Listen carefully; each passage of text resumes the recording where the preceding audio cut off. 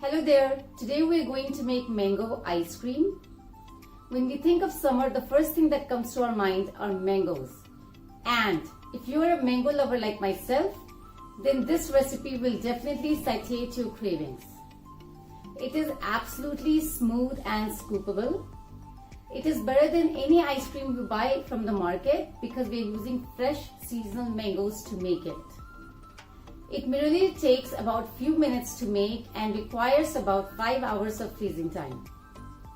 It is an ideal recipe for vegetarians who wish to make mango ice cream without eggs. So let us see how to make this delicious, yummy, sumptuous, God, I'm getting water in my mouth. So let us see how to make this yummy, yummy mango ice cream.